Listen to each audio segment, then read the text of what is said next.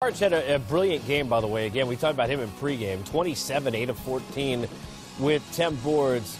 You know, I want to start actually with Jason Tatum because, you know, Roz talks to him after the game, and he talks about, Smitty, nobody thought we were going to beat this team, and here we were. Look, the rhetoric before this series was, okay, well, now Philly gets Boston. There's no way that the Celtics, without Kyrie, forget Hayward, who they haven't had all year, can contend. How were they able to beat Philly in 5 games in this series? Well, Fish talked about it while we was watching that game. I think they had a lot of guys that could just play individual man-to-man defense and obviously the schemes because they didn't let Philly, like you were talking to while we were watching the game, they didn't get any open threes. I also thought they had more athletes on the floor and on offense that if the shot clock or the play broke down, guys that just could make a play. And that's, I think, where the Boston Celtics won this series. You know, Fish, you look at Tatum, with all the talent that they have, you almost kind of forget. We talked so much about Simmons and Embiid. Here's Tatum. He's not going to be a guy who we're going to think maybe might win Rookie of the Year. Seems like Mitchell and Simmons. But if we're looking at the postseason, nobody's been more impressive than what Tatum has delivered now through the first couple of weeks.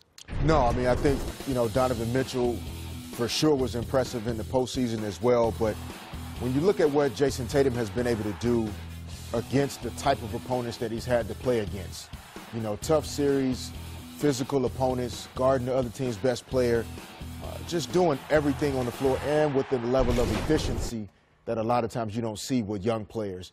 You see them maybe having to shoot a high volume of shots in order to get points because they don't know how to take high percentage shots. But Jason Tatum finds ways to create shots that he wants to take, and just very impressive young man, plays with the composure and the poise that he's going to need against this next guy that he's going to run up against a lot in the Eastern Conference Finals. Obviously, peers gain respect from peers. I'm just curious, Fish, from a coaching standpoint, watching Brad Stevens go about his business and the way in coaching against him and now watching him, what stands out to you most about what he's been able to do here with the culture of the Celtics?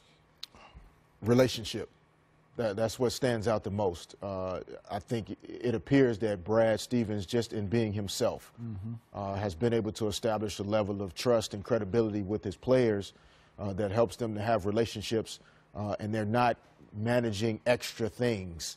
They're really just focused on basketball, execution, attention to detail, having Al Horford as an extension of Brad. I think that also helps. And then front office deserves credit as well. I think there's alignment in the way they see the game being played, the type of players that fit Brad Stevens' mindset, his mentality, the way he likes to coach the game. And I think with Brad having come from Butler, coaching guys that just love to compete. They're not big names, they're not superstars, but they grind it out, they play defense, they play team basketball offensively. And it's great to see coaches like Brad, you know, getting the credit that they deserve for helping create winning cultures without necessarily having to have, quote-unquote, a super team. Yeah, Smitty, Fish mentioned Al Horford. You could say that in the fourth quarter, at times he looked like the most important player on either team, making the smart play. We saw a lot of times where he was posting up. He became more aggressive offensively.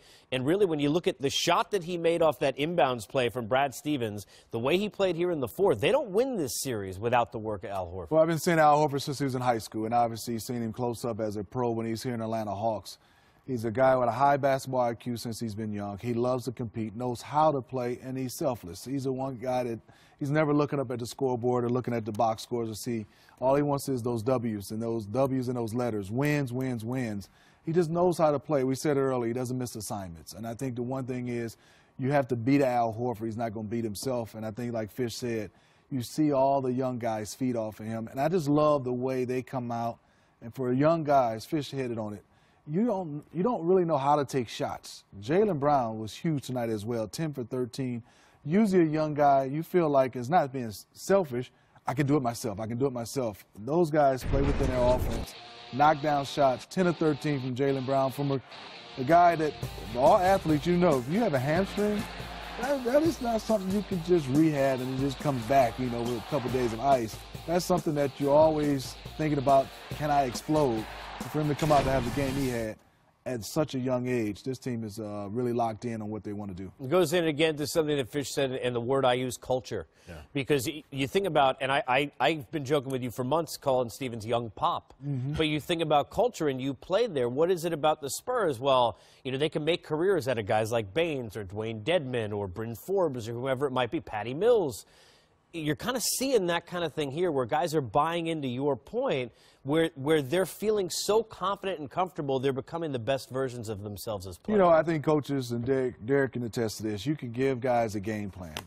But if they don't really, truly love this and have a feel for the game, they're listed a game plan, but can you retain it? But you look at guys who love it, they're going out at home watching film, watching video, getting there earlier. And you can see by this Celtics team, they're on the same page. You never see a guy saying, God, he missed that assignment. They just keep playing, and they play the next play, whether it's a good play or next play.